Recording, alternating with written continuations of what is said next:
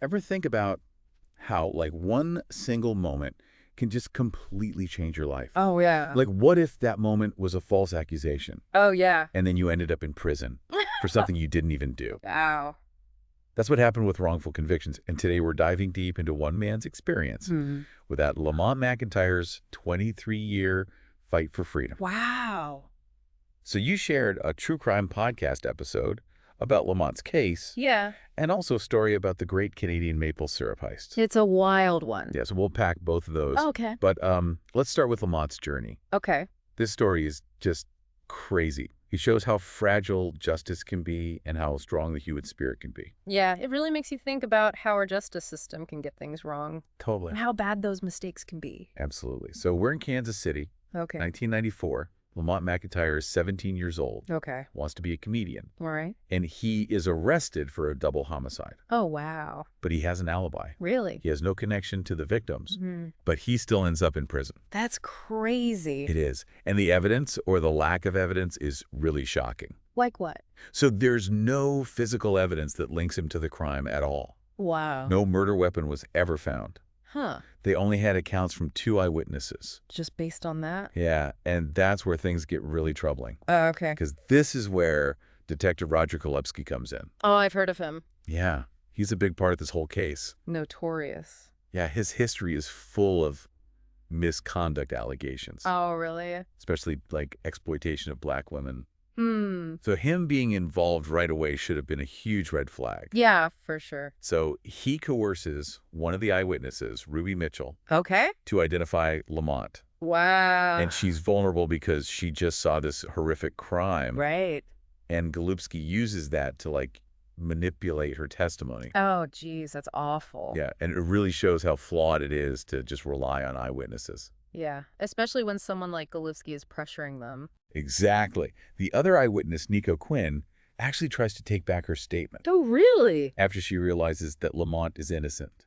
Wow. But get this, the prosecutor, Tara Moorhead, Yeah. threatens her to make sure that she testifies against Lamont. No way. Yeah, That's messed up. it is. It's like a blatant attempt to just get rid of evidence and manipulate the legal process. It's a total abuse of power. It is. Okay. So for 23 years, Lamont says he's innocent. 23 years. Yeah, and he's writing letters to anyone who would listen. Wow.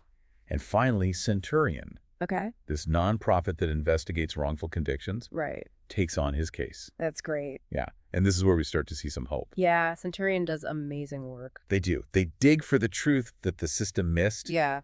and their investigation finds something crazy. What's that?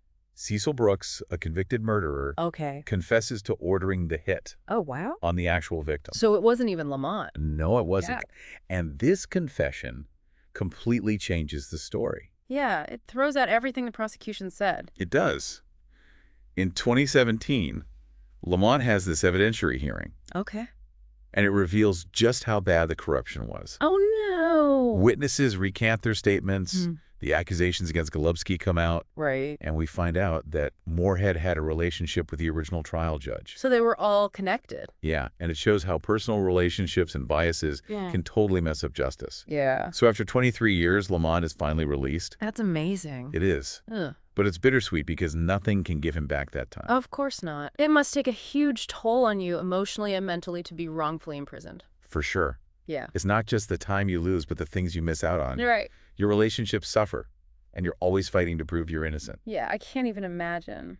But thankfully, there were consequences, even if they were delayed. Like, what happened? Golubsky was arrested and faced a bunch of lawsuits, and Moorhead had to give up her law license. Wow. But even though those are important, Yeah. they can't fix the damage that was done. Right. This case makes you think about the bigger problems in the system that let Golubsky do what he did for so long. It's scary to think about. It is. It shows that even when justice wins, the scars of wrongful conviction are still there. Yeah, they stay with you. They do. And it makes you wonder how many other innocent people are still in prison. Right, because the system failed them. Exactly. Yeah. It's a really heavy thought. It is. If you realize how much needs to change. For sure. But let's switch gears a bit. Okay. You also shared a lighter story with us, Yeah. but it's still super interesting. Definitely. The great Canadian maple syrup heist. Oh, yeah, that's a classic. Might sound weird at first, Right. But it's all about sticky fingers, Huh. international intrigue, and a black market that's worth millions. It's wild how maple syrup can be so valuable. Right? It all starts with a Federation of Quebec maple syrup producers. Oh, yeah, they're like the big guys. They are. They control the global maple syrup market. So they set prices and all that? They do. They regulate production, and they even have a strategic reserve of syrup A reserve? What for? to keep the market stable. Oh, wow. So they're like the central bank of maple syrup. Exactly. Hmm. And that reserve is what made this heist so crazy. Okay, how so? Back in 2012, an auditor at one of their storage facilities found something shocking. What was it? Thousands of barrels that should have been full of syrup were empty. Empty, like someone stole it. They did. And it wasn't just a few barrels. Oh. It was a huge operation. Thousands of barrels were replaced with just water. So they were trying to be sneaky? Yeah, they planned it so no one would notice. And how much did they get away with? Over 9,500 barrels of syrup, 9,500 barrels. worth about 24 million US dollars. Are you serious? Yeah, it's one of the biggest agricultural heists ever. That's insane. And what about the syrup supply? This could have messed up the whole global supply. Would have Wow. affected the entire industry. So how did this even happen? Well, to understand that, you have to get maple syrup production in Quebec. Okay. It's a huge tradition there. Yeah, I've heard that. A lot of pride, and it's a major part of their economy. It makes sense. But there's also tension between the Federation and some of the producers. Why is that? Some producers feel like the regulations and price controls are too much. Oh, I see. They think the Federation is limiting how much they can make Yeah, that's tough. and telling them how to run their business. So they're not happy. Not really. Huh. And that's what led to the black market for maple syrup. Oh, so people are selling syrup under the table? Exactly. It's producers and buyers working outside the Federation's rules. And making more money, I bet. Probably. These guys are called barrel rollers. Barrel roller. Yeah, they buy syrup from producers who don't like the Federation Right. and sell it on the black market for a higher price. Makes sense. So when investigators started looking into the heist, Yeah. they found this world of secret deals and illegal transactions, and they quickly focused on Richard Valliers, a Okay. well-known barrel roller. So he was already on their radar? He was always challenging the Federation. He sounds like a troublemaker. He kind of was. He was the link between producers who hated the Federation Yeah. and buyers who didn't care where the syrup came from. Just wanted the good stuff. Exactly. And the investigation found a bunch of people involved. Like who? The owner of the warehouse where the syrup was stored. Oh, so someone on the inside. Yeah, it was a classic inside job. Wow. And who else? They had truckers, middlemen, Jeez. and even a guy in the U.S., Etienne Saint-Pierre. Okay. He was a syrup exporter Mhm. who helped sell the stolen syrup. So a whole network. A whole operation. They planned everything really carefully. How'd they do it? They used fake documents, swapped real barrels with fake ones. That's crazy. It was pretty sophisticated. But they got caught eventually, right? They did. Investigators started putting the pieces together. How'd they figure it out? They tracked forklift rentals. Forklift. Yeah, they used those to move the barrels. Oh. And they found incriminating texts and followed the money trail. Smart. And eventually they had enough evidence. And what happened to them? Over 20 people were charged. Wow. That's a lot. Richard Valliers, the mastermind, got 8 years in prison. 8 years. The warehouse owner got 5. That's serious time. It is. And even It's St. a Pierre, reporter guy. yeah, even though he said he didn't know, Uh-huh. he got convicted and sentenced to house arrest.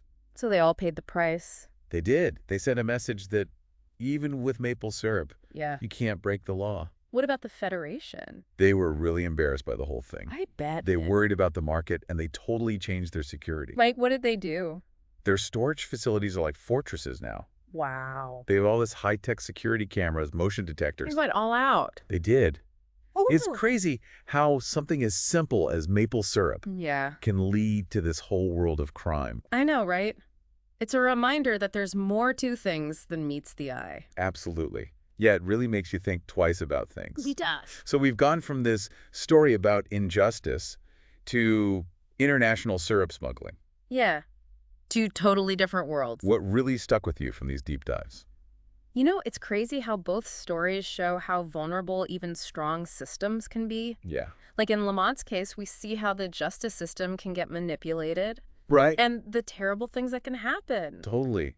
And with the maple syrup thing, Yeah. it shows that Even a market that's controlled so tightly Uh-huh. can get messed up by people who want to break the rules. Exactly. It makes you realize we have to stay informed, Yes. question what we see and hear. Absolutely. Yeah. Especially when it comes to powerful systems. Yeah, we have to think critically, Right. demand transparency, Wow. and stand up for people who've been treated unfairly. That's so important. Yeah. And we have to push for change, Yeah, and hold people accountable. especially when we see injustice or corruption. Absolutely. Couldn't have said it better myself. So we've looked at the dark side of the justice system Yeah. and this crazy world of black market maple syrup. 2 wild stories. But before we wrap up, I have one last thing for you to think about. Okay, shoot. If something as basic as maple syrup Right. can be worth millions on the black market, Yeah. what other things might have hidden value? That's a good question. What other secrets are out there in our everyday lives? That's something to think about. It is. And that's all the time we have for today's deep dive. Wow, that was fascinating. It was. And until next time, stay curious.